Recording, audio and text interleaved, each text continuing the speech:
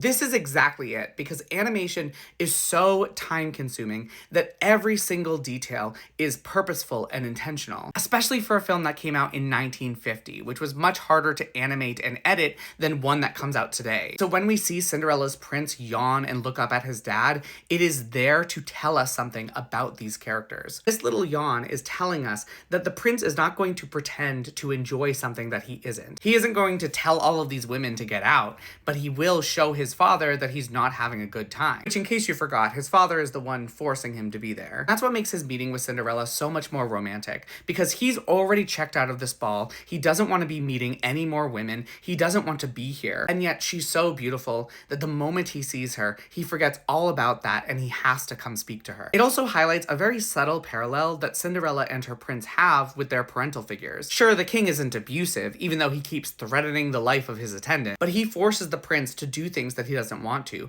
The prince is not getting to live his life by his own choices, much like the control that Lady Tremaine has over Cinderella. Even our introduction to Cinderella herself was with a yawn as she's needing to get up and do her chores. Again, it's not a one-to-one parallel, and we technically didn't need the prince to do his little rebellious yawn in order to show this romance. It adds to all of these small little details that build the romance between them, and it gives the prince some personality that he wouldn't necessarily have otherwise, because the film isn't really about him. We didn't need to spend hours of time getting to know him. That little yawn is enough to win us over. And it's also just really cool to see a fun little animation of a prince's face like that after they had so much trouble animating the prince in Snow White. You can really see how much the studio has changed and grown in the 13 years between each of these films. All of this to say, the prince's yawn just truly is one of my favorite moments in all of Cinderella.